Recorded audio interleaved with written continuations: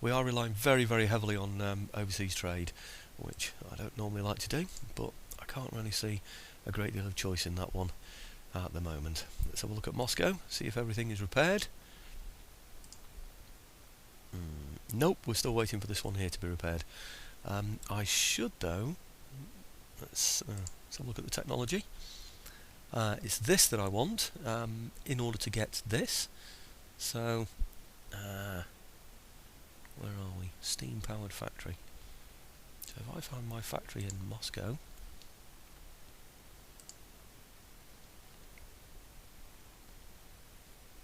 there it is. Oh, still not repaired yet. In fact, it's a nuisance. It's going to take a long time to repair, isn't it? 4 turns to repair that. What a nuisance that's going to be. I need that in order to get that. Can't see any way around that, I'm afraid. But this bottling and canning, really can't see any point in that either. I don't think we'll bother with that. Take that off there.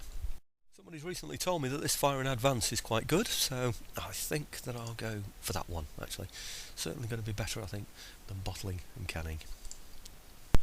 Well, I'm a bit wheezy and snuffly at the moment, so you hear a bit of heavy breathing. That's definitely me. So anyway, I've been planning out what I'm going to do on a bit of paper, as I usually do. I don't know if people remember, but from United Provinces, Empire Total War, that's exactly what I used to do. I don't play and save and then go back if I don't like something like that. I don't play like that. I consider that to be cheating, really. What I do is, there you go, agent detected. See, what I'd do, I suppose, if I was cheating, I'd just think, oh, let's do a restart then and do that again, so that I can get him in there. But I don't do things like that. What I do is I plan out exactly what I'm going to do in advance, look over all the map, look at my technologies and everything, and decide what I'm going to do.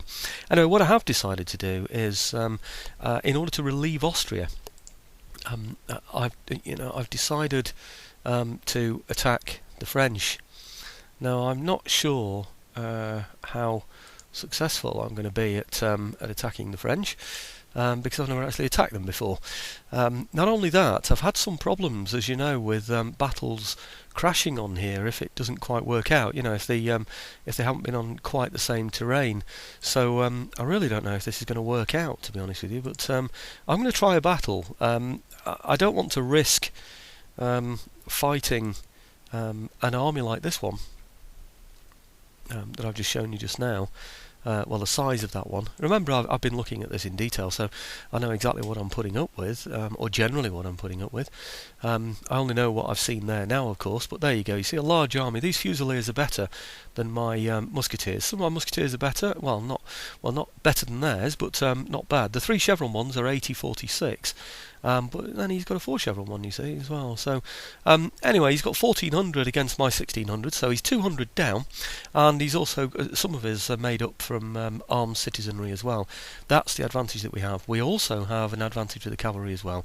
He has the advantage on the artillery. So anyway, I'm going to see how we go. I've got 3 lots of dragoons in here as well, so that might help. I'm going to see if throwing some grenades might help. Anyway, we shall see. Let's have a bit of fun and see how the game goes. We're starting off with a battle, of course, so it's going to take some time, probably about 3 videos, just to sort this one out. So when you work out the rest of the campaign that I've done so far, which is all the way up into, let me see now, where have I got up to? February, late February.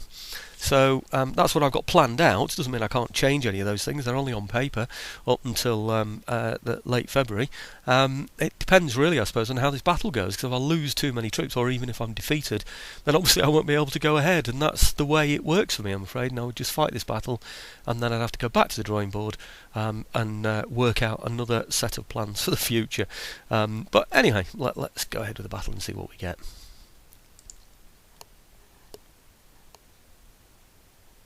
Okay, this is the screen that I don't normally show. You see the battlefield in the background there? The blue is where I'm going to form up, the red's where he's going to form up. You can see the trees there, and you can see the high ground as well. Also see the warning that he's put on the screen there. That's highly apt.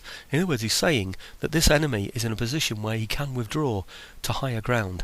Now, I've got the superior general. I've already worked that one out, as I said to you before, so I should have to deploy after him. So I'm hoping to get advantageous ground to myself. It looks like the buildings might be to my right there, to his left, in that corner there of the red. So the top right hand corner of the red there. So that's a bit of a shame that I won't have the advantage of forming up on that side. Anyway, little note on there saying enemy will often try and flank your formation, etc. with cavalry. I'm going to ignore that because I think it's boring. Anyway, what I'm going to do is set up the battlefield, and then I'll show you exactly what I've done once I've set the battlefield up. Otherwise, I think it's a bit boring you having to watch it. But you will notice, because I've got the superior general, all his forces are formed up there. You see the red line there diagonally going across there. I've got the chance of setting up after he's set up, which means that I'll be wanting really somehow to get round onto this flank, I would have thought. But anyway, let's see how it goes. Okay, here's the plan. If you look on the top right, the map on the top right, you'll see my forces lined up on the right, and you'll see his forces in red diagonally across the map there in red. The yellow are the buildings, of course, and you see a spot of red in the middle of the buildings. That's one of his lots of cavalry. I forget what sort of cavalry they are now, but we'll take a look at those in a minute. They are missile firing cavalry. He's got 2 lots of them, which are quite good really, because they can charge, and they have the charge bonuses. If you form a square, then they'll fire at you from a greater distance that you can fire at them, probably. So they are quite effective troops to have on the field. I'm looking forward to the day that I can have some dragoons. You can see the perspective that I'm looking from. If you look, I'll just point at it now. If you look there, you see this sort of perspective thing here, scope. That shows exactly where I'm looking now, almost directly down his line. You see this sort of whitened area here, lighter area? Yeah, that's the high point that I'm on, dropping down to where he is now, into a valley just behind his centre. Yeah.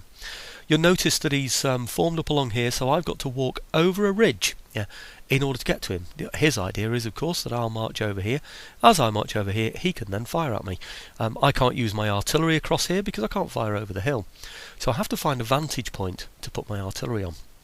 I could, of course, put it here. I'm not going to do that. I'm going to head for the flank, so it'll disturb his position. He's got an extended line. I've chosen a shrunken line. I've got here in front both my sets of artillery, both my batteries of artillery, both limbered and ready. All my cavalry, all 4 units behind. Then I've got, lining up from here, all my musket men, which are almost the equivalent of his, what are they? I forget what they are now. Fusiliers, that's right, yeah. And then just beyond here, I've got 3 lots of grenadiers. And the reason why I've got my grenadiers here, and they're not grouped, by the way, these men are, the grenadiers are 3 separate units. I thought they'd be the best for street fighting. They can throw grenades.